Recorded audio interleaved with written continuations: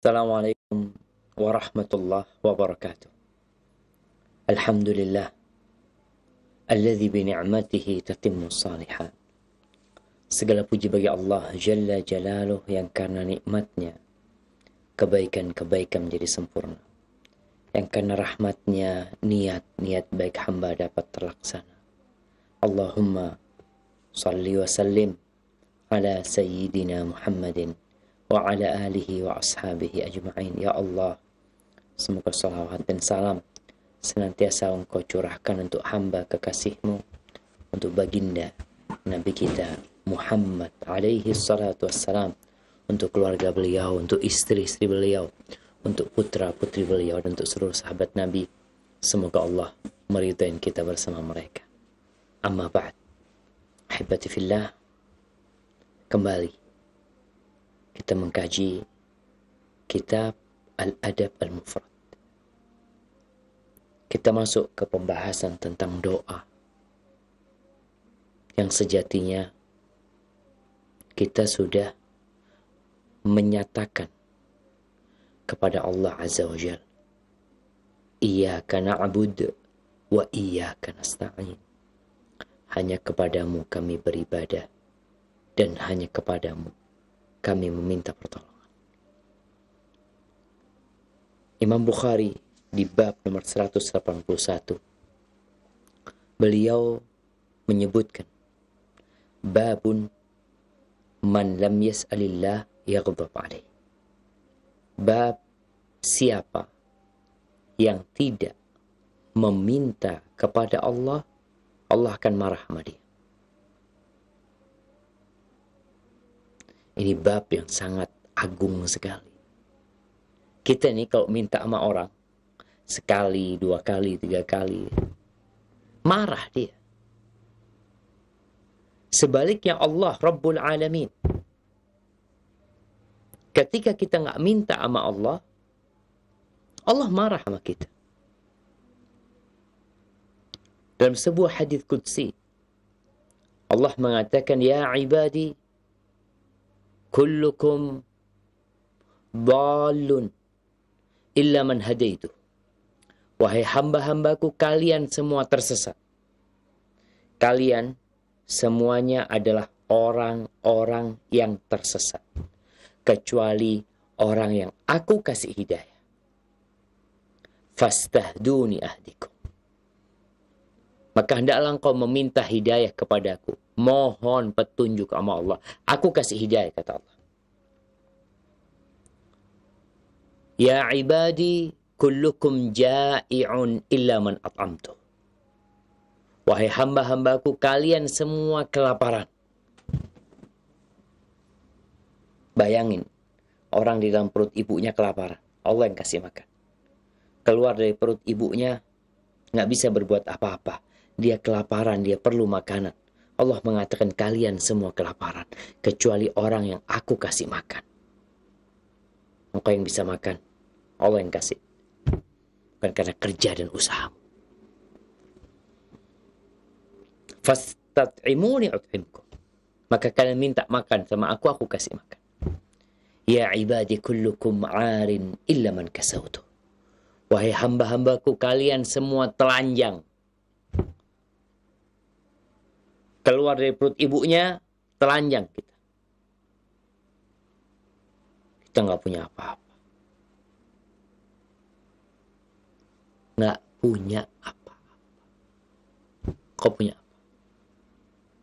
Maka kata Allah, kalian semua telanjang kecuali orang yang aku kasih pakaian. Hendakkah kalian memohon pakaian kepadaku? Aku kasih. Lalu di akhir hadis qudsi ini, Allah Azza wa Jalla mengatakan, Ya ibadi, law anna awwalakum wa akhirakum wa insakum wa jinnakum qamu fi sa'idin wahidin fasa'aluni fa'a'taitu kulla wahidin minhum mas'alatah ma naqasa dhalika mimma 'indi illa kama yanqusul mikhyatu idza udkhila al-bahr.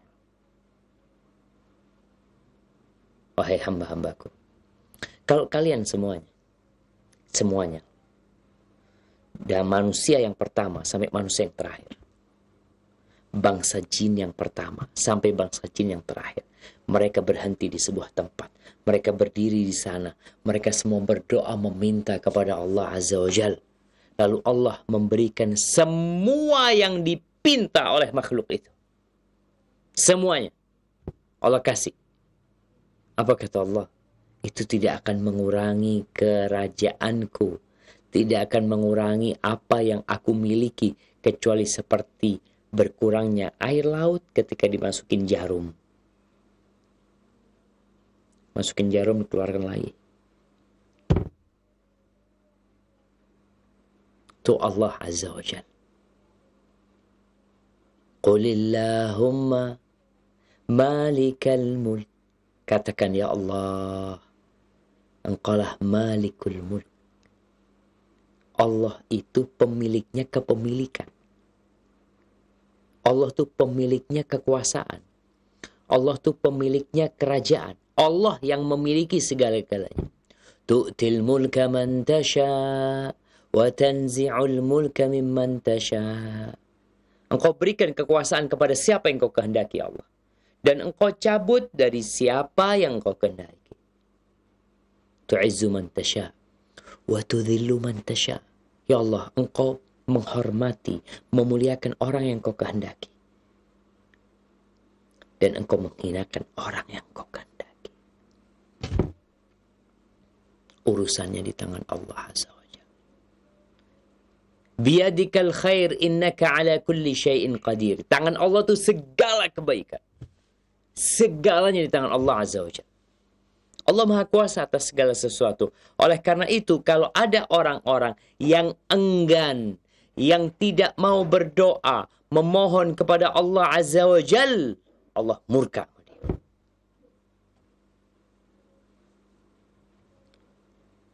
Di surat Ghafir ayat 60.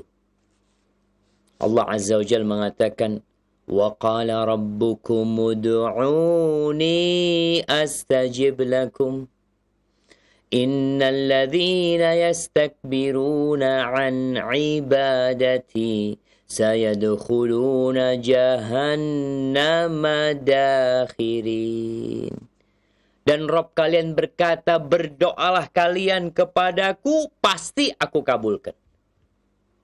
Sesungguhnya orang-orang yang sombong dari beribadah kepadaku, dari berdoa memohon kepadaku, maka mereka akan masuk ke neraka jahanam dakhirin, dalam kondisi hina. Engkau sombong, akhirnya Allah hinakan diri.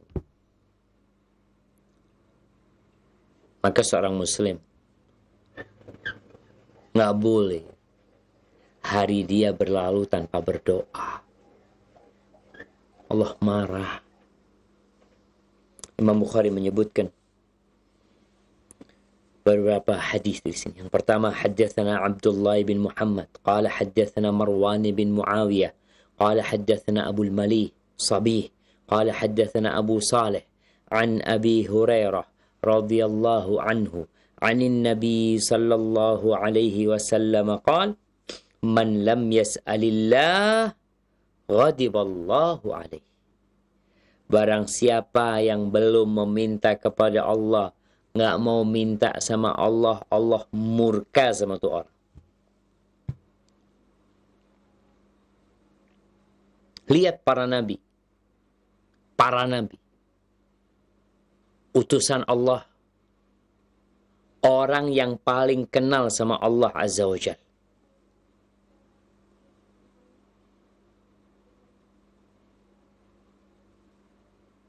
Apa yang terjadi sama mereka?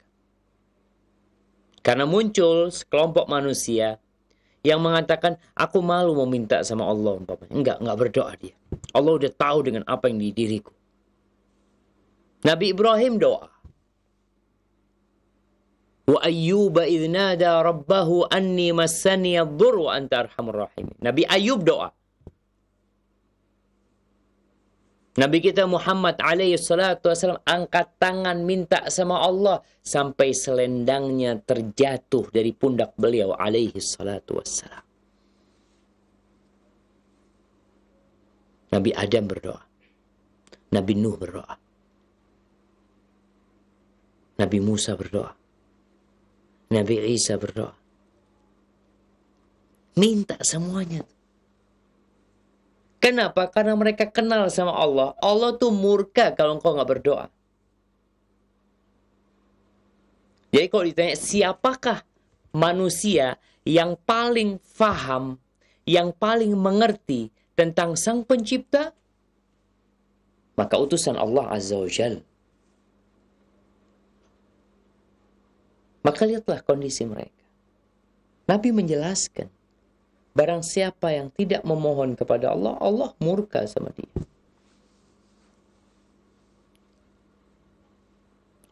Ada riwayat dari Abdullah bin Mas'ud yang mengatakan, Salullah min fadlih, kalian mintalah kepada Allah dari karunia-Nya. Fa innallaha yuhibbu an yus'al. Nabi Allah itu, kata Abdullah bin Mas'ud, suka sekali dipintai. Oleh karena itu, Al-Imam Bukhari setelah menyebutkan hadis tentang bab tentang memohon kepada Allah dan Allah murka kepada yang tidak minta sama Allah, setelah itu beliau akan menyebutkan permohonan Nabi kita Muhammad alaihi salatu wassalam yang Allah mengatakan, laqad kana lakum fi rasulillahi uswatun hasanah. Telah ada bagi diri kalian, di diri Rasulullah sallallahu alaihi wasallam, suri tauladan yang baik. Kita kadangkala cari idola fulan, ustadz fulan, kiai fulan, tokoh fulan, nabi yang kau idolakan. Kau jadi followernya siapa?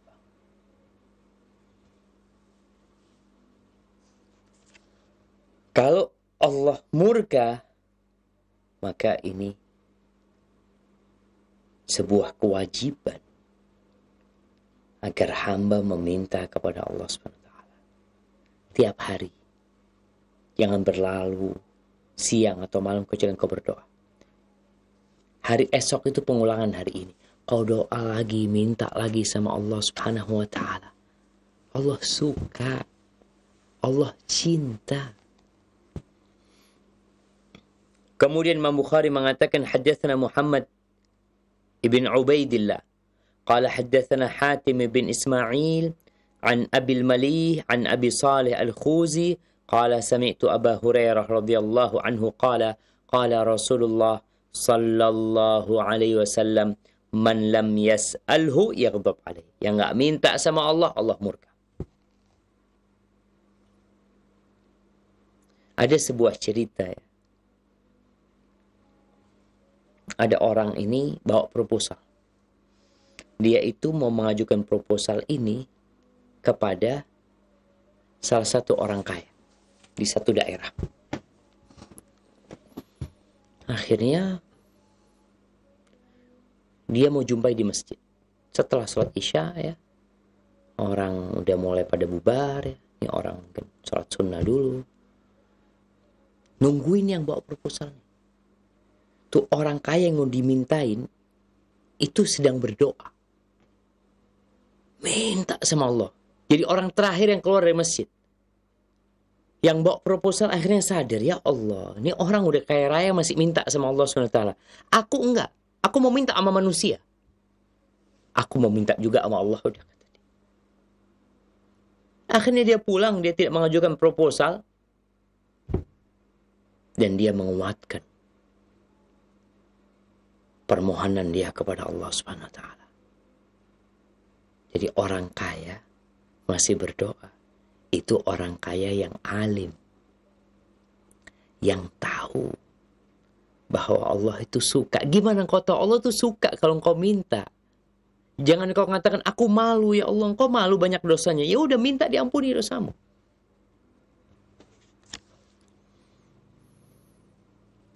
Imam Bukhari menyebutkan hadis yang ketiga dalam bab ini, haddatsana Musaddad qala haddatsana Abdul Warith an Abdul Aziz an Anas bin Malik radhiyallahu anhu qala Rasulullah sallallahu alaihi wasallam, idza da'awtumullaha fa'azimu fid du'a wa la yaqulanna ahadukum in syi'ta fa'atini fa innallaha la mustakriha lahu.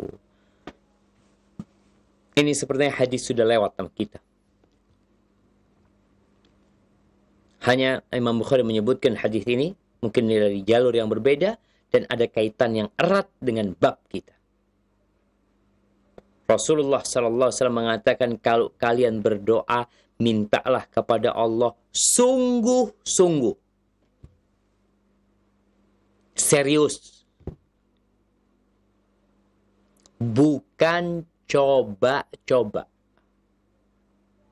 Tapi hati bulat, yakin Allah bisa membantu.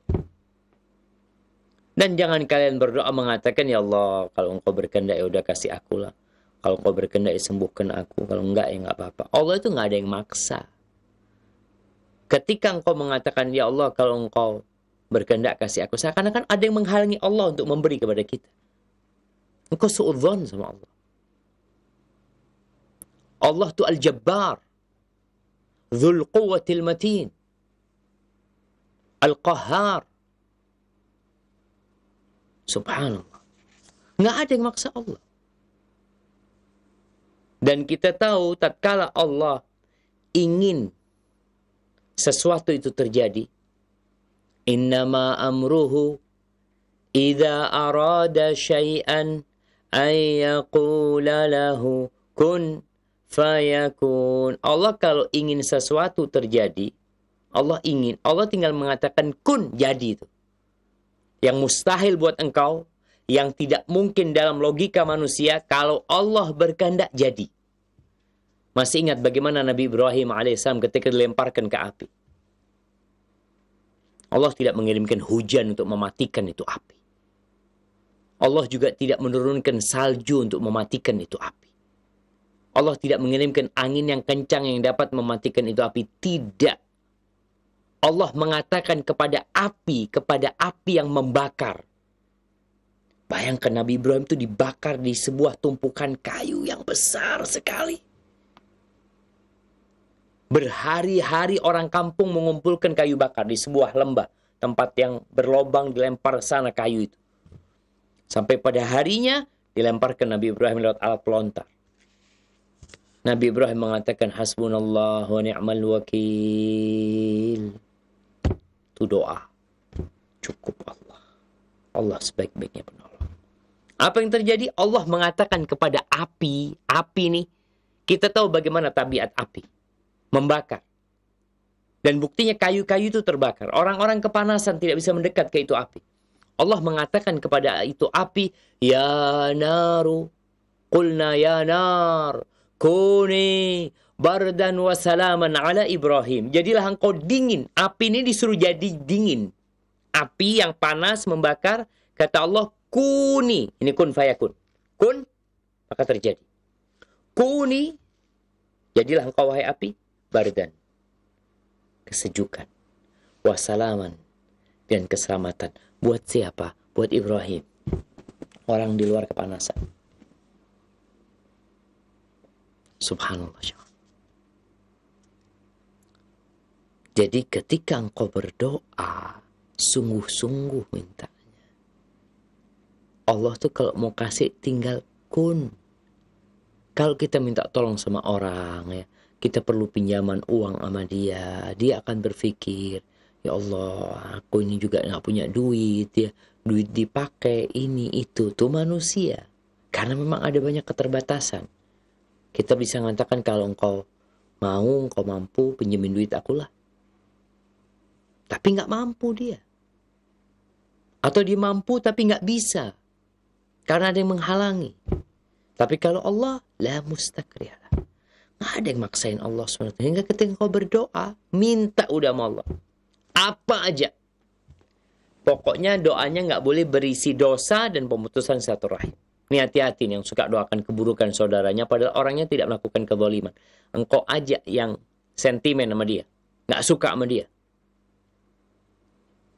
Hati-hati doa itu balik kepada. Nah, kemudian Al-Imam Bukhari berkata, haddatsana Abdullah qala haddatsana Abu Dawud qala haddatsana Abdurrahman bin Abi Zinad an abihi An Abban bin Uthman qala sami'tu Uthman qala sami'tu an-nabiy sallallahu alaihi wasallam yaqul man qala sabaha kulli yawmin wa masa'a kulli lailatin thalathan thalathan bismillahilladzi la yadhurru ma'asmihi syai'un fil ardi wala fis sama' wa huwa as-sami'ul 'alim lam yadhurruhu syai' wa kana asabahu tarafun minal falij faja'ala yanzuru ilaihi fafatina lahu faqala innal haditha kama haddathtuka walakinni lam aqulhu dhalika al-yawm liyamdiya qadarullah. Naam, jamaah.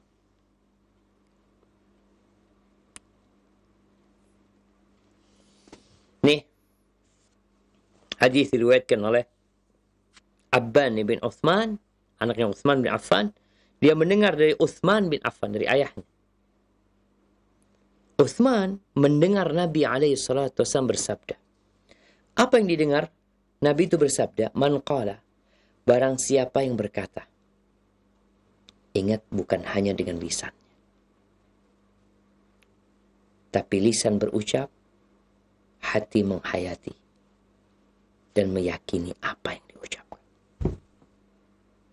Karena Allah tidak mengabulkan doa dari hati yang lalai, yang tidak hadir dalam doa dan permohonan itu. Cuma ngomong doang. Barang siapa yang berkata pada pagi setiap hari dan sore setiap malam 3 kali sehari, 3 kali di waktu petang, dia mengatakan Bismillah dengan nama Allah. Alladzi la yadhurru ma'asmihi syai'un fil ardi wala fis sama. Yang dengan namanya tidak ada yang dapat membahayakan. Kalau sedang kau minta tolong sama Allah, nggak ada yang bisa membahayakan dirimu. Baik itu makhluk di bumi atau makhluk yang ada di langit. Dan Allah itu wa huwas sami'ul alim, dan Allah itu maha mendengar dan maha mengetahui. Lam yadurrahu syai', yang baca doa ini maka tidak akan dibahayakan oleh sesuatu apapun.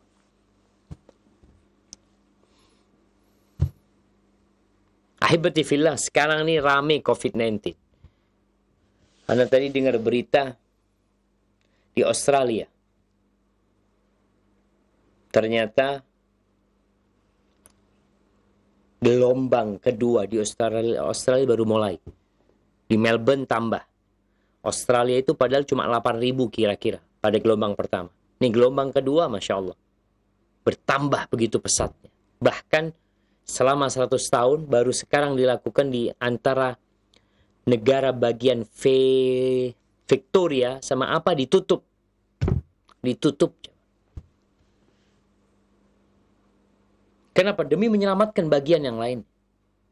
Semoga Allah menyelamatkan kita, keluarga kita, dari segala balak dan wabah. Baca nih. Tiap pagi 3 kali. Bukan cuma minum habbatus sauda. Minum madu. Tidak hanya pakai masker, cuci tangan.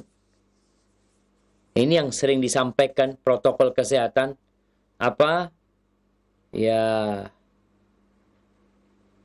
pakai masker, jaga jarak, sering cuci tangan, pakai air yang mengalir, pakai sabun. Kurang nih. Kalau muslim kurang. Kalau non muslim mungkin. Apa kurangnya muslim? Berdoa.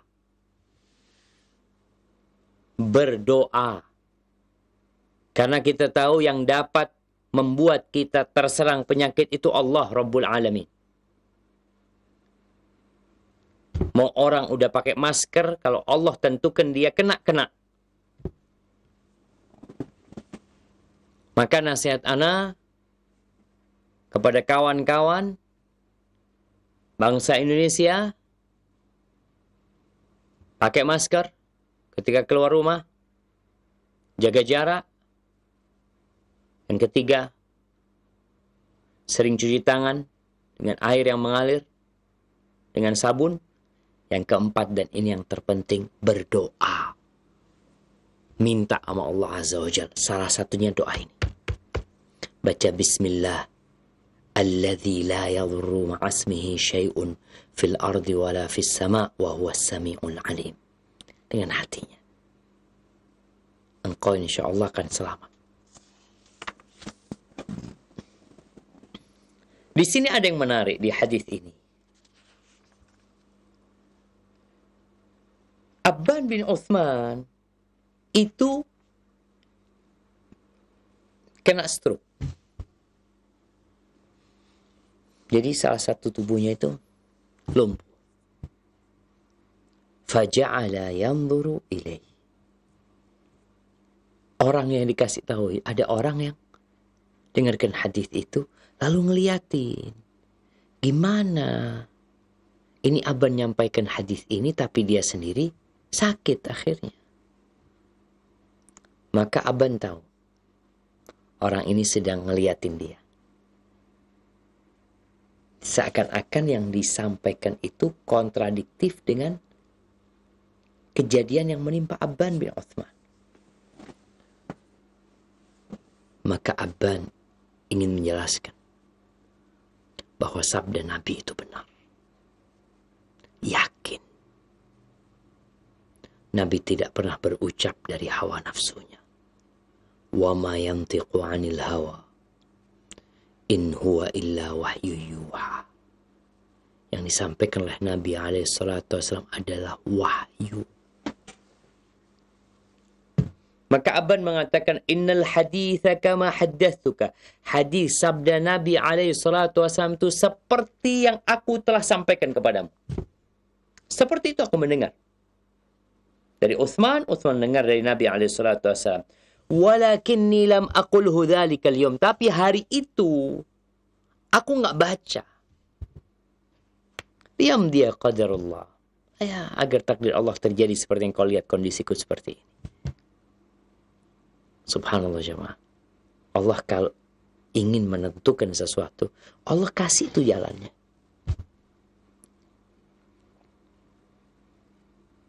Jadi kita harus berbesar hati menghadapi apa yang terjadi. Tapi jangan lupa banyak-banyak berdoa. Protokol kesehatan yang terpenting itu meminta bantuan Allah Subhanahu wa Ta'ala. Karena banyak manusia yang gak sadar-sadar dikasih tahu. Kita benar-benar prihatin. Mereka yang menjemput paksa jenazah ya. Adalah kejadian-kejadian macam-macam. Ahibati fillah.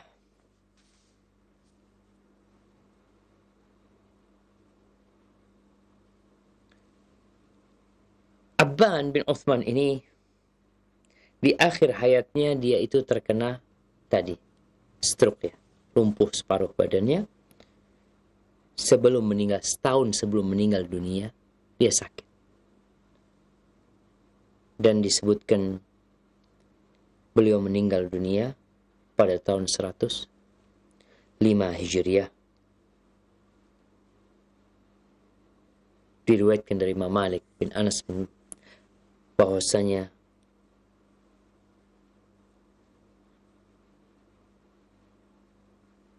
dia adalah orang yang sangat mengerti dengan keputusan-keputusan bapaknya, Uthman bin Affan radhiyallahu anhu. Maka baca bismillah. Mau makan, selain cuci tangan, baca bismillah. Masuk toilet ya, juga baca bismillah. A'udzu billahi minal khubuthi wal khaba'ith. Baca itu juga. Sehingga harapan kita Allah menyelamatkan kita. Jadi hadis ini paling tidak mengajarkan kita tiap hari antum berdoa. Kan hadisnya atau babnya yang tidak memohon kepada Allah Subhanahu wa taala, Allah murka sama dia. Paling tidak tiap pagi. Bicara pagi. Pagi itu mulai kapan sampai kapan? Jadi memang ada perbedaan pendapat di antara para ulama menentukan waktu pagi.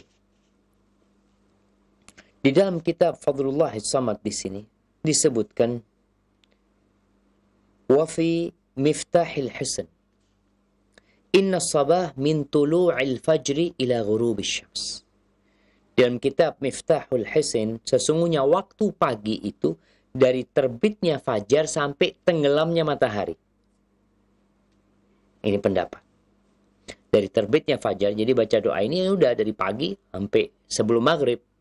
Kau baca, itu waktu untuk membaca. Wal muradu bil masa minal ghurub ilal fajr. Di kitab ini disebutkan yang dimaksud dengan waktu petang itu adalah sejak terbenamnya matahari sampai waktu fajar. Memang ada khilaf di antara para ulama. Ada yang mengatakan kalau dibaca tangan pagi itu, zikir pagi itu dibaca sampai matahari terbit. Tapi kalau nggak sempat baca, engkau bacalah setelah matahari terbit. Zikir petang itu ada yang mengatakan ba'dal asar, setelah asar. Sampai waktu tenggelamnya matahari. Tapi kalau engkau nggak sempat, ya udah dibaca. Allah mengatakan wadhkur isma rabbika bukratan wa asila. Bukrah. Ingatlah sama Allah SWT waktu bukr. Bukrah itu tadi waktu pagi dari terbitnya fajar sampai terbitnya matahari, dan asyia itu dari waktu masuknya sholat asar, setelah sholat asar sampai waktu maghrib. Tapi kalau ada orang yang nggak sempat, sekali lagi berusahalah untuk tetap membacanya walaupun engkau di malam hari. Baik, ahibati fillah. Kita masuk ke bab 287. Bab ad-du'a inda saffi sabilillah. Doa ketika sedang di barisan perang di jalan Allah SWT. Subhanallah, itu waktu mustajab. Sahal bin Sa'ad meriwayatkan hadis dari Nabi SAW. Ana bacakan sanadnya. Qala haddathana Ismail, qala haddathani Malik an Abi Hazim an Sahal bin Sa'ad qala. Ini ucapan-ucapan Sahal bin Sa'ad. Tapi hukumnya hukum marfu kepada Nabi SAW. Karena dia berbicara tentang sesuatu yang gaib sebenarnya. Yang Allah yang tahu kondisinya. Sa'atani, katanya Sahal bin Sa'ad. Sa'atani tuftahu lahuma abwabu al-jannah. Ada 2 saat, 2 waktu, yang pada waktu itu dibuka pintu-pintu langit. 2 waktu. Wa qalla da'in turaddu alaihi da'watuhu. Dan sedikit orang yang berdoa yang kemudian nggak dikabulkan. Artinya ada yang tidak dikabulkan. Kenapa kok tidak dikabulkan, Ustaz? Bukankah Allah berjanji akan mengabulkan doa kita? Naam. Nabi mengisyaratkan tentang adanya doa-doa yang tidak memenuhi syarat untuk dikabulkan.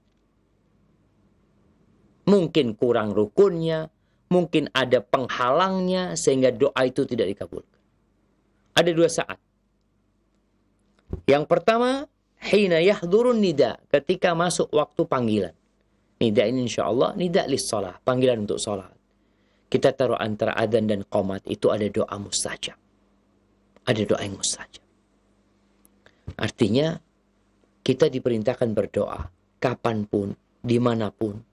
Tapi ada waktu-waktu yang spesial, yang istimewa, yang seharusnya kita memanfaatkan waktu tersebut untuk berdoa memohon kepada Allah Subhanahu wa taala. Salah satunya ketika adzan. Dengarkan adzan, jawab itu adzan. Setelah adzan bersalat kepada Nabi SAW, kemudian berdoa, Allahumma rabba hadhihi ad-da'wati at-tammah was-salatil qa'imah ati Muhammadan al-wasilata wal-fadilah wab'athu maqaman mahmudan alladhi wa'adta. Doa buat Nabi SAW agar kita dapat syafaat dari Nabi SAW. Tuh. Saat yang kedua, was-saffi fi sabilillah. Dan ketika sedang dalam barisan, dalam saf, di jalan Allah SWT. Artinya orang ketika sedang di barisan berjuang di jalan Allah SWT, dan buat setiap muslim yang berjuang di jalan Allah dengan cara yang benar, jangan bergantung kepada senjatamu, tapi bergantunglah kepada Allah SWT. Dalam satu peperangan,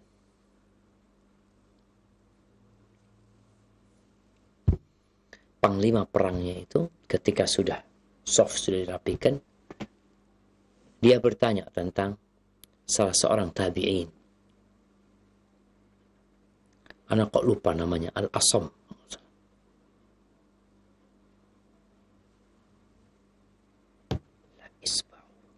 Allahumma sholli ala. Ceritanya, ini panglima perang tanya, Fulan kemana? Dicari Fulan.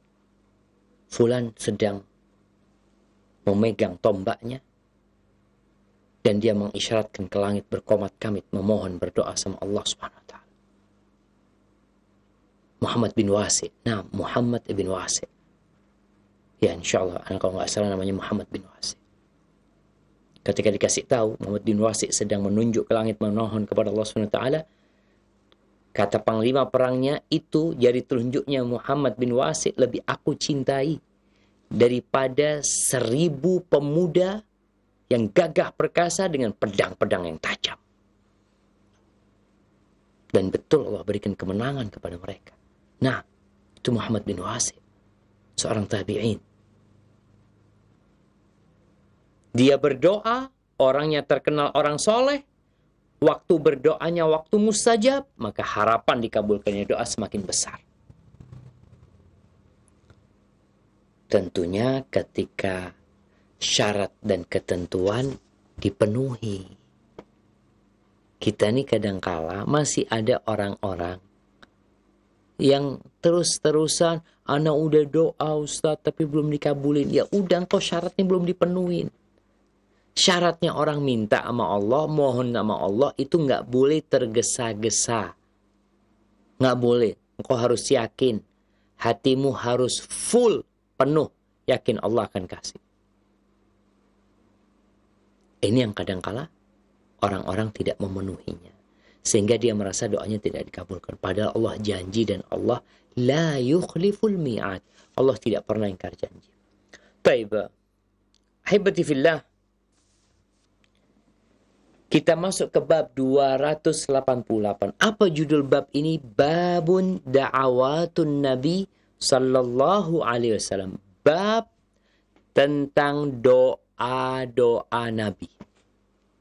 Ana izin minum dulu jamaah. Bismillah.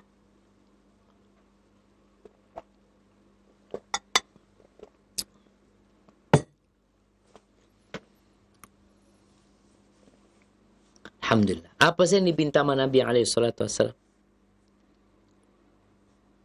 Yang beliau menjadi idola kita, panutan kita, suri tauladan kita. Apa yang beliau kerjakan seharusnya kita kerjain. Kalau engkau memang cinta sama Nabi SAW. Yang pertama yang disebutkan oleh Imam Bukhari, hadis yang sanadnya dhaif. Ana akan bacakan. قال الإمام بخاري حدثنا عمر بن خالد قال حدثني الليث نعم عن يحيى بن سعيد عن محمد بن يحيى بن حبان عن لؤلؤة عن أبي سرمة قال كان رسول الله صلى الله عليه وسلم يقول Allahumma inni as'aluka ghinaya wa ghina maulaya. وقال الإمام بخاري حدثنا أحمد بن يونس قال حدثنا زهير قال حدثني يحيى عن محمد بن يحيى عن مولى لهم عن أبي سرمة عن النبي صلى الله عليه وسلم مثله. Ini hadis juga diriwayatkan Imam Ahmad. Tapi sanad hadis ini dhaif. Apa sih yang dipinta di sini? Disebutkan bahwa Nabi itu berdoa meminta, ya Allah, aku minta kekayaan untukku dan untuk orang-orang yang mencintaiku. kecukupan buatku dan kecukupan buat orang-orang yang mencintaiku. Kekayaan harta atau kekayaan jiwa. Bisa jadi kekayaan harta, bisa jadi kekayaan jiwa. Dan kekayaan jiwa itu yang dimaksud oleh hadis Nabi SAW. Laisal ghina an kathratil arad. Kekayaan itu bukan dengan banyaknya harta benda. Bukan. Kita kan kalau ngelihat orang asetnya sekian, punya uang sekian, oh fulan termasuk orang terkaya di dunia. Ya, nomor 1 sekarang ini umpamanya. Kekayaan ini bertambah. Maka Nabi menjelaskan, kekayaan yang hakiki itu bukan kekayaan harta benda. Bukan. Walakinnal ghina ghina nafs. Tapi kekayaan yang sebenarnya adalah kekayaan jiwa. Ketika engkau nggak punya apa-apa, tapi engkau bersyukur sama Allah, engkau kayak orang paling kaya di dunia. Dan Nabi SAW pernah berdoa dalam hadis yang sahih, Allahumma inni as'aluka al-huda wa tuqa wal afaf wal ghina. Ya Allah, aku meminta kepadamu petunjuk, ketakwaan, kehormatan diri, dan kekayaan, kecukupan. Oh, jadi boleh saat minta kekayaan? Boleh. Nabi nggak ngelarang kekayaan. Nggak ada larangan sahabat yang kaya, kamu nggak boleh kaya, kamu miskin. Nabi doanya kayak gitu. Dan Rasul SAW mengatakan, ni'mal malu salih fir rajulis salih. Sebaik-baiknya harta yang soleh itu yang dipegang oleh orang soleh. Jadi orang kaya kalau baik hati, Masya Allah. Hartanya dari jalan yang baik, dari jalan yang halal. Kemudian dipegang oleh orang yang memang berbaik hati, Masya Allah, manfaat buat umat. Tapi kalau ada orang, hartanya itu banyak, tapi dari hasil yang haram, biasanya akan pergi ke tempat yang haram. Maka kekayaan itu bukan dengan banyaknya harta benda, tapi kekayaan jiwa. Maka silakan kau minta rizki. Tiap hari aja Nabi minta rizki, nggak apa-apa. Minta kekayaan nggak apa-apa. Yang penting kau bertakwa sama Allah SWT. Baik, kemudian di hadis yang selanjutnya, ini doa Nabi SAW, Imam Bukhari mengatakan, حدثنا يحيى بن موسى قال حدثنا وقيع قال حدثنا سعد بن أوس عن بلال بن يحيى عن شتير بن شكل بن حميد عن أبيه قال قلت يا رسول الله علمني دعاء أنتفع به قال قل اللهم عافني من شر سمعي وبصري ولساني وقلبي وشر مني Qala waki mani yakni zina wal fujur. Nih, Shutair bin Shakil bin Humaid meriwayatkan dari ayahnya, itu Shakil bin Humaid. Sahabat ini pernah datang kepada Nabi SAW. Kemudian dia minta amalan. Dia mengatakan, Alimni du'aan antafi'u bihi. Ajarkan kepada aku sebuah doa yang aku dapat mengambil manfaat darinya.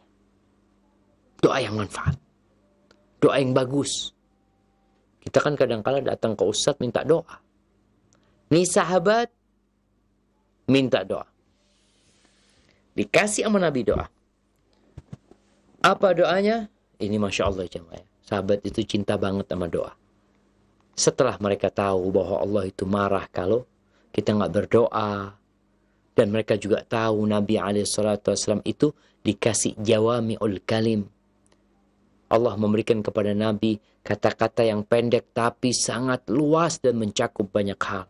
Maka nih sahabat, karena semangat mereka untuk berdoa, dia minta amalan sama Nabi SAW. Dikasih ini sama Nabi nih. Kita perlu menghafal doa ini dan kita baca doa ini. Allahumma afini min syarri sam'i. Ya Allah, selamatkan aku dari keburukan pendengaranku. Keburukan pendengaranku ini, ya organnya supaya jangan rusak, sehingga kita tetap bisa mendengar. Dan yang lebih penting dari itu, pendengaranku ini dijaga dari mendengarkan hal-hal yang buruk, hal-hal yang tidak berguna, hal-hal yang Allah tidak meridhoinya, ucapan-ucapan kesyirikan, kekufuran, ghibah, namimah, dusta, kepalsuan, musik. Minta sama Allah, nih kuping dengerin yang baik-baik aja, dengerin Quran, dengerin ceramah. Oh bosan Ustaz, dengerin suara burung, dengerin suara air, dengerin suara ombak. Kita minta sama Allah agar telinga kita tidak mendengarkan hal-hal yang dapat merusak jiwa kita. Pendengaran ini salah satu corong hati selain mata kita, pendengaran.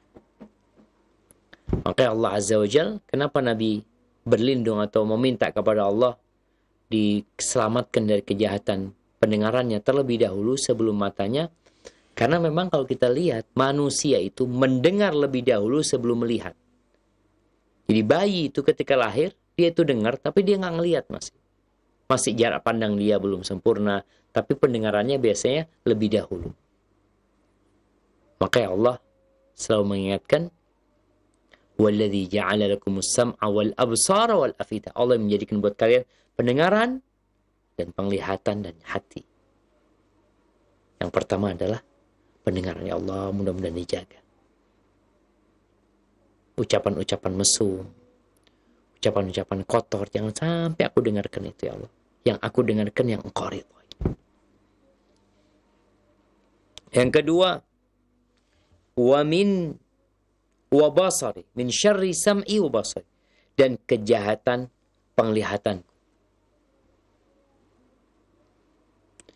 Ya, kita minta dijaga supaya kita tetap bisa melihat sampai akhir hayat kita, sampai meninggal dunia. Dan juga yang terpenting, bagaimana penglihatan ini tidak digunakan kecuali untuk sesuatu yang diridhai Allah Subhanahu wa ta'ala. Allah perintahkan kepada kita untuk menundukkan pandangan. Wa qul lil mu'minin yaghuddu min absarihim. Katakan kepada orang-orang beriman agar mereka menundukkan pandangan mereka. Wa qul lil mu'minati yaghdudna min absarihinna. Katakan kepada wanita-wanita yang beriman agar mereka menahan sebagian pandangan mereka.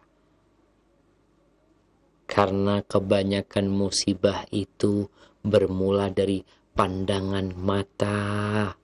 Hati-hati jamaah. Nih, dengan semangat hijrah.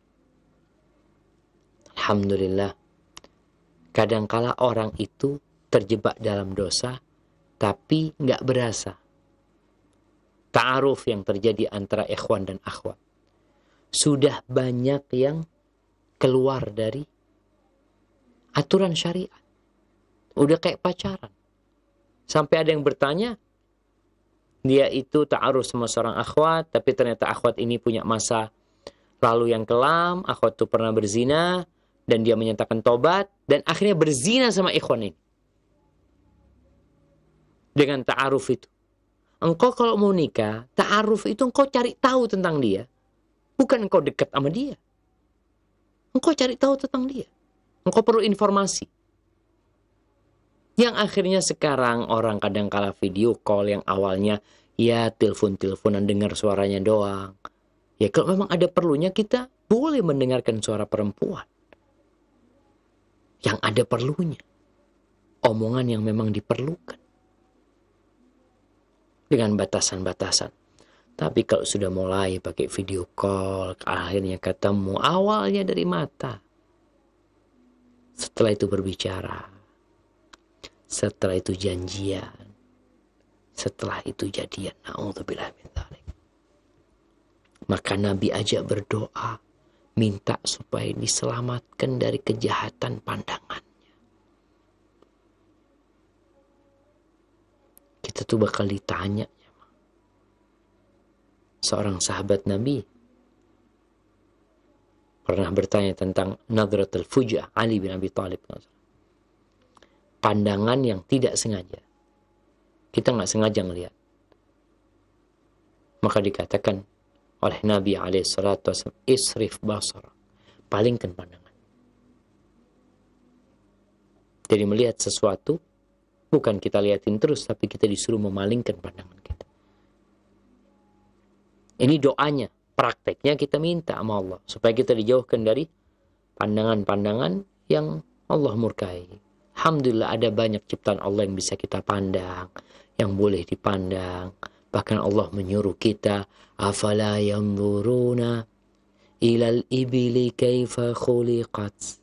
Kenapa mereka? Apa mereka nggak melihat kepada onta-onta gimana diciptakan? Wa ilas samai kaifa rufi'at. Apa mereka nggak lihat ke langit bagaimana langit itu disanggah kokoh besar di atas sana tanpa ada tiang yang kita melihatnya. Wa ilal ardi wa ilal jibali kaifa nusibat. Lihat kepada gunung-gunung bagaimana Allah tancapkan dengan kokoh. Wa ilal ardi kaifa sutihat. Apa mereka ngelihat kepada bumi bagaimana dihamparkan oleh Allah Subhanahu wa taala. Di sini pandangan mata kita gunakan untuk yang Allah ridhai. Maka paling tidak engkau berdoa minta sama Allah, ya Allah, agar aku tidak melihat kepada yang haram, ya Allah. Selamatkan pandangan mata. Walisani, dan selamatkan aku, jauhkan aku dari keburukan lisanku. Doa Nabi yang lain, Allahumma saddid lisani. Ya Allah, benarkan lidahku ini, benerin nih lidahku ini. Karena kita tahu juga yang paling banyak memasukkan orang ke neraka itu lisan. Ma baina fakkaih wa ma baina fakhidai. Yang berada di antara dua mulutnya dia, dua rahangnya dia, dan dua paha dia. Ini dijaga. Itu paling banyak memasukkan ke neraka. Dan Nabi SAW ketika memberikan arahan kepada Mu'ad bin Jabal, ya, kau mau nggak Mu'ad? Aku kasih engkau amalan yang insya Allah engkau bisa menjaga yang lainnya. Asalkan itu dijaga. Apa kata Nabi SAW? Nabi mengeluarkan lidahnya. Lalu beliau mengatakan, amsik alaika hadha. Jaga lisanmu ini. Mu'ad lalu bertanya, ya Rasulullah, wa inna la mu'akhaduna bima natakallamu bih. Apakah kita akan dihukum karena ucapan-ucapan kita? Lalu Nabi SAW mengatakan, wahal yakubun nas finnari ala wujuhim illa hasaidu alsinatihim. Kau tahu tuh orang-orang yang tersungkur dalam api neraka, di wajah mereka, di hidung mereka, tidak lain adalah karena lisan mereka. Hati-hati. Ngomong yang benar. Komentar yang baik. Kalau nggak bisa engkau berkomentar yang baik, maka diam. Kalau engkau tidak bisa menjadi mawar, maka jangan jadi duri. Diam. Ada orang yang nggak bisa jadi mawar. Ngomong nggak bisa baik. Nggak enak orang kalau ngomong. Udah diem. Daripada engkau jadi bala nanti. Kita di era global seperti ini. Era digital, orang semua komentar, tulis, ngomong, semua mereka hati-hati. Ma yalfidhu min qawlin illa ladaihi raqibun atid. Tidak ada yang lafal yang keluar, melainkan di situ ada malaikat yang mencatat dan mengawasi. Maka minta supaya kita diselamatkan dari keburukan lisan kita ini. Dijaga lisan kita juga nggak sakit-sakitan, ya. Kemudian diucapkan hal yang benar. Kemudian yang keempat, wa qalbi, dan selamatkan aku dari kejahatan jiwaku. Hilangkan keyakinan-keyakinan yang menyimpang. Orang punya keyakinan-keyakinan dan khurafat kadangkala. Ada ketergantungan kepada selain Allah. Penyakit-penyakit hati yang lainnya. Ada yang hasad, ya, iri, dengki, keinginan-keinginan untuk melakukan keburukan. Jangan sampai kita disibukkan dengan selain Allah, hati kita cuma mikirin fulus, sampai lupa mengingat Allah SWT. Kita berlindung. Hati ini wadah kebaikan. Kalau hatinya baik, yang lainnya baik. Tapi kalau sudah rusak, na'udzubillah min dzalik. Fasadal jasadu kulluh. Seluruh tubuhnya akan rusak. Maka kita minta sama Allah supaya dijaga. Semua orang punya hati. Tapi yang bakal masuk surga, yang bakal selamat pada hari pembalasan itu, yauma la yanfa'u malun wala banun illa man atallaha biqalbin salim. Hari di mana harta nggak berguna, anak laki-laki nggak berguna, kecuali yang berjumpa menghadap Allah dengan hati yang selamat. Kita minta hati ini selamat. Diselamatkan dari keburukan telinga, pendengaran kita, penglihatan kita, lisan kita, hati kita. Dan yang kelima, Nabi SAW mengatakan, wasyarri mani. Diulangi, syarrinya, kejahatan air maniku, kejahatan spermaku. Ini pendengaran, penglihatan, lisan, itu indera yang kita bisa menangkap hal-hal yang membahayakan kita. Terus dikumpulin di hati. Dari hati, na'udzubillah, turun kepada kemaluan. Maka Nabi berlindung dari kejahatan air mani. Kita sekarang juga berada di masa darurat narkoba, darurat seks bebas, perzinaan, yang pelecehan seksual, pemerkosaan, kakak ngaulin adiknya, bapak tiri, astagfirullahaladzim. Nih, minta supaya dijaga pendengarannya, dijaga penglihatannya, dijaga lisannya, dijaga hatinya, dijaga air maninya. Jangan sampai aku keluarkan di tempat yang Allah tidak meridainya. Syahwatnya mengantarkan kepada pendahuluan zina. Awalnya ngeliat, terus pegang-pegang, terus berjalan, terus na'udzubillahi min dzalik. Waqi', perawi hadis dari Sa'ad bin Aus, dia mengatakan mani yakni zina wal fujur. Yang dimaksud kejahatan air maniku adalah perbuatan zina dan perbuatan kemaksiatan seperti homoseksual dan yang lainnya. Maka kita lihat Nabi SAW ngajarin doa sahabat, doa yang cuma 5 kata.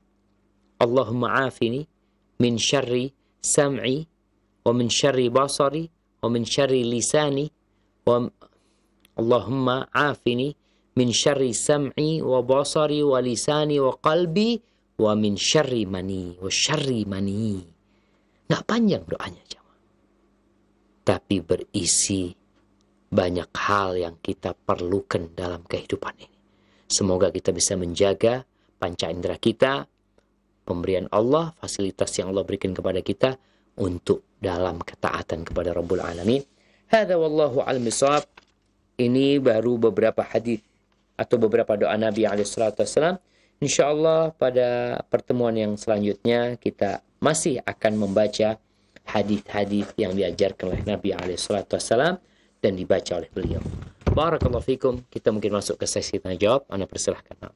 Jazakallahu khairan, kami sampaikan kepada Ustaz Dr. Syafiq bin Riza Basalamah MA hafizahullahu ta'ala yang telah memberikan nasihat kepada kita dari pembahasan kitab Al-Adabul Mufrad karya Al-Imam Al-Bukhari rahimahullahu ta'ala.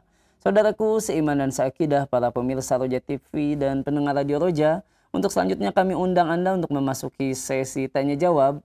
Namun kami ingatkan bagi Anda para penanya melalui line telepon untuk mengecilkan terlebih dahulu radio atau TV monitornya. Baik, kita akan coba angkat pertanyaan pertama Ustadz dari pesan singkat. Sudah masuk banyak pertanyaan, diantaranya dari Bapak Anto di Palembang. Ingin bertanya Ustadz, bagaimana kalau berdoa dengan bahasa Jawa Ustadz? Terus awalnya dengan sholawat Nabi dulu. Boleh tidak Ustadz? Mohon penjelasannya. Barakallahu fikum. Ya jemaah. Kalau doa di luar sholat, mau pakai bahasa apa saja, diperbolehkan. Allah Azza wa Jal itu faham dengan bahasa burung, bahasa semut.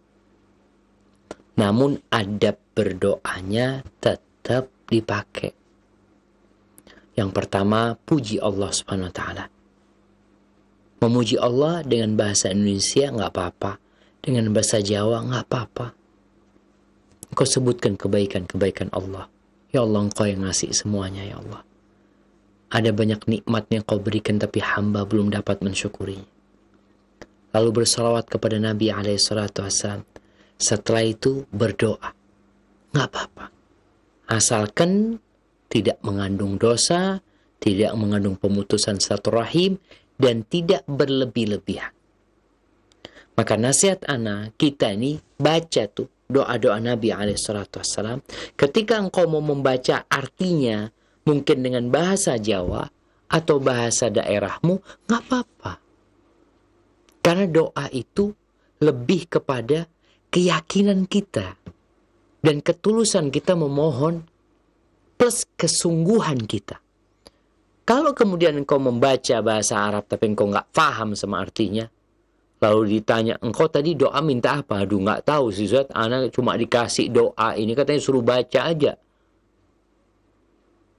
Padahal Nabi SAW mengatakan Allah la yastajibu du'aan min qalbin lahin ghafil. Allah nggak kabulkan doa dari hati yang lalai, nggak ngerti dengan apa yang dia pinta. Maka mintalah.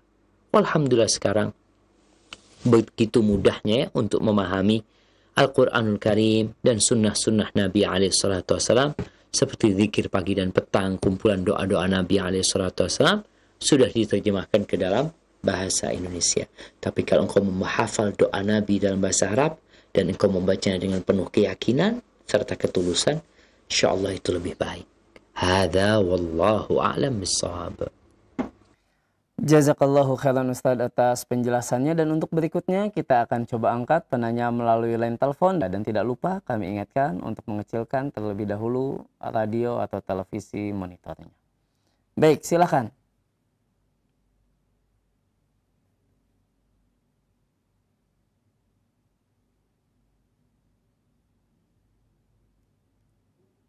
Baik, kalau begitu kita akan coba angkat pertanyaan berikutnya melalui pesan singkat Ustadz sambil. Mohon maaf sudah terangkat satu penanya lewat line telepon, kami persilakan. Ya. Assalamualaikum. Waalaikumsalam warahmatullahi wabarakatuh. Dari siapa di mana, Umu? Apa Ustadz? Iya. Mau nanya nih Ustadz. Tafadhol, silakan Umu.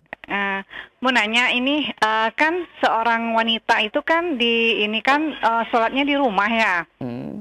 Jadi kalau misalnya ini kan antara azan dan iqomah itu kan doa yang waktu yang mustajab buat berdoa. Jadi kalau wanita itu batas iqomah itu apakah mengikuti yang di masjid atau gimana ya? Baik. Itu aja Ustadz. Baik. Ya. Assalamualaikum. Waalaikumsalam warahmatullahi wabarakatuh. Tafadhol Ustaz. Naam. Iya jemaah. Memang hadis Nabi SAW mengatakan bainal adhan wal iqamah da'watun la turad. Atau kama qala Nabi SAW, antara adhan dan qomat itu di situ ada doa yang tidak ditolak, doa yang dikabulkan. Nah, sekarang bagaimana dengan wanita yang di rumah? Apakah ikut qomatnya dia? Karena kita tahu sejatinya yang adzan, disitulah dia yang qomat. Jadi ketika di masjid ada adzan, maka waktunya akan berakhir mustajab itu dengan qomat untuk melaksanakan sholat. Wallahu a'lam bishawab. Bagi para wanita yang di rumah sekarang, maka dia mungkin ikut masjid yang terdekat di tempat dia. Sehingga tatkala dikumandangkan azan di sana dan kita tahu ada jeda waktu untuk qomat, maka itulah yang dia manfaatkan. Bukan qomatnya dia, karena dia nggak ada azan. Azan ikut yang di masjid. Perempuan tetap dianjurkan untuk qomat di rumahnya ketika dia hendak sholat. Tapi dia tidak azan. Maka ikutlah di masjid yang terdekat. Bagaimana atau masjid yang tempat dia suaminya sholat umpamanya atau gimana. Yang dia dengar panggilan tersebut. Maka ketika sudah qomat, wallahu a'lam bishawab, mungkin sudah selesai waktu mustajab tersebut. Namun bukan berarti engkau nggak boleh berdoa. Kapanpun engkau berdoa silahkan. Dan ini juga anjuran bagi para wanita ya. Usahakan para wanita ini sholatnya tepat waktu. Sehingga dia juga ya ketika adzan dikumandangkan dia sudah ambil wudu ya. Dia kemudian sholat qobliyah 2 rakaat kalau waktu zuhur atau 4 rakaat. Kemudian sambil nunggu dia bisa berdoa mohon sama Allah SWT ketika di masjid itu sudah qomat umpamanya. Ya dia sholat atau dia sholat sendiri sebelum masjid qomat pun diperbolehkan. Yang penting udah masuk waktu sholat. Hada wallahu a'lam bishawab. Jazakallahu khairan Ustadz atas penjelasannya. Dan untuk berikutnya kita kembali akan angkat pertanyaan melalui pesan singkat. Sudah ada pertanyaan dari seorang ibu, tidak disebutkan dari mana, ingin bertanya Ustadz, apakah menjalankan ketaatan kepada suami termasuk jihad fisabilillah Ustadz? Dan kalau memang demikian, apakah saat mengerjakan ketaatan pada suami termasuk waktu yang mustajab untuk berdoa? Mohon penjelasannya Ustadz. Naam jemaah. Ya berkaitan dengan suami nih. Kepatuhan sama suami, ketaatan apa suami, apakah termasuk jihad fisabilillah? Jadi memang kita itu diperintahkan untuk bersabar. Bersabar melaksanakan perintah, bersabar menjauhi larangan, bersabar tatkala tertimpa musibah. Ketika seorang istri taat dan patuh sama suaminya, maka insya Allah dia masuk surga.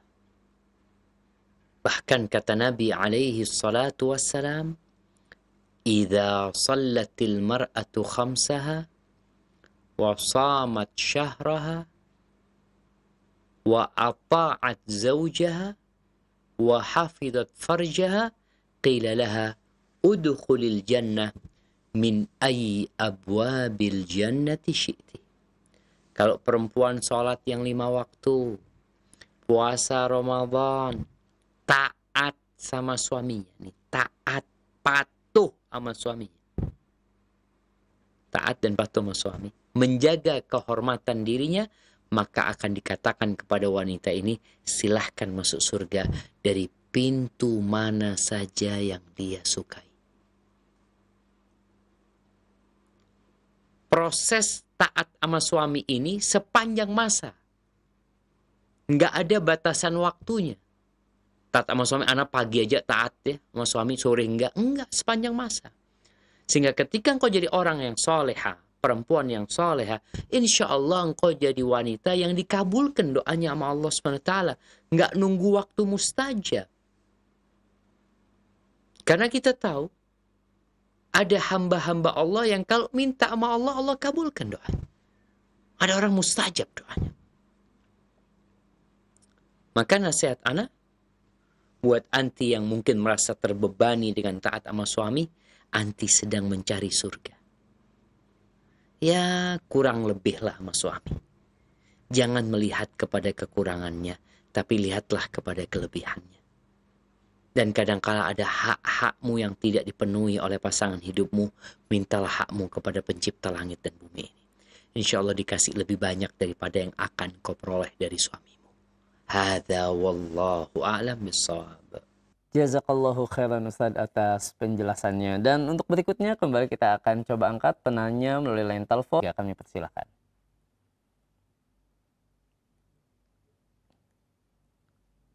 Iya.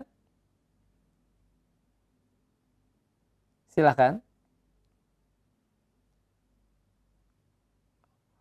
Tampaknya ada sedikit gangguan. Baik, kita coba angkat kembali pertanyaan melalui pesan singkat Ustadz. Kembali pertanyaan dari penanya kita, tidak disebutkan dari daerah mana. Pertanyaan Ustadz, seperti apa sebenarnya tidak berlebih-lebihan dalam berdoa itu Ustadz? Karena saya terkadang merincikan permintaan dalam meminta kepada Allah. Misalnya ingin meminta jodoh yang soleh, akhlaknya baik, yang kaya dan tampan. Apa ana termasuk ke dalam orang yang berlebih-lebihan dalam berdoa ini? Mohon penjelasannya Ustaz. Naam jemaah. Ya, kalau bicara berlebih-lebihan, memang kadang-kala mendetailkan sesuatu. Kalau tidak pada tempatnya, maka itu berlebih-lebihan. Seperti doa, minta ya Allah, aku mau minta surga ya Allah, minta istana yang warnanya hijau di surga, nanti yang karpetnya warnanya merah, nanti yang di depannya ada, aku tuh suka main pintu modelnya bulat ya kayak gitu, itu berlebih-lebihan. Kalau dikatakan sekarang doa, minta jodoh, bolehkah minta seperti tadi, minta laki-laki, ini perempuan yang doa tadi kayaknya, minta suami yang baik, tampan, kaya, apalagi lah seperti itu. Boleh, nggak ada masalah. Tapi kalau kita lihat doanya Nabi Ibrahim ketika minta anak. Apa yang beliau minta? Rabbi habli minas salihin. Ya Allah, berikan kepada aku anak keturunan yang soleh, yang baik. Baik ini sudah mencakup fisiknya, hatinya yang terpenting. Nabi Zakaria ketika minta keturunan, apa yang diminta? Dzurriyyatan thayyibah. Minta keturunan yang baik.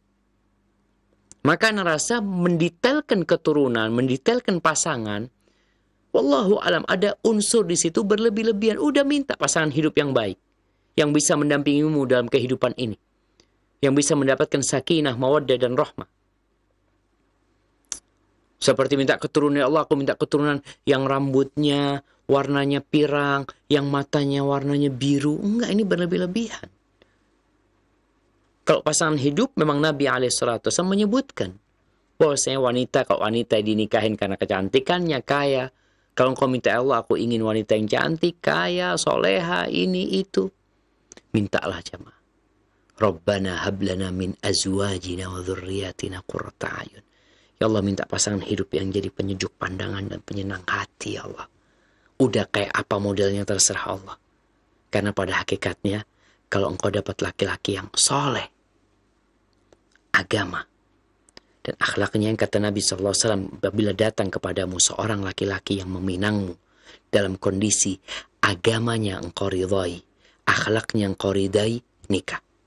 Urusan wajah, urusan kulit, urusan status, urusan kekayaan, urusan nanti.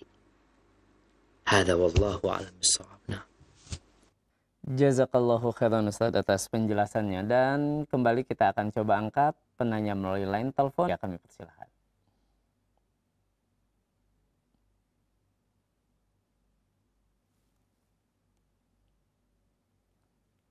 Silakan. Oh, mohon maaf, tampaknya ada sedikit gangguan Ustadz. Kita coba angkat penanya kembali melalui pesan singkat Ustadz. Dari penanya di Sukabumi ingin bertanya Ustadz. Saya mau tanya, kalau berdoa namun tidak tahu arti doa yang dibaca Ustadz. Bagaimana ini Ustadz? Apakah tetap doa itu akan dikabulkan? Mohon penjelasannya Ustadz. Barakallahu fikum. Ya jemaah. Gimana orang berdoa nggak tahu apa yang dia minta. Padahal Nabi SAW menjelaskan Allah tidak mengabulkan doa dari hati yang lalai, yang lupa, Naam, di situ ada unsur dia memohon kepada Allah Subhanahu wa taala. Dia yakin Allah akan kasih.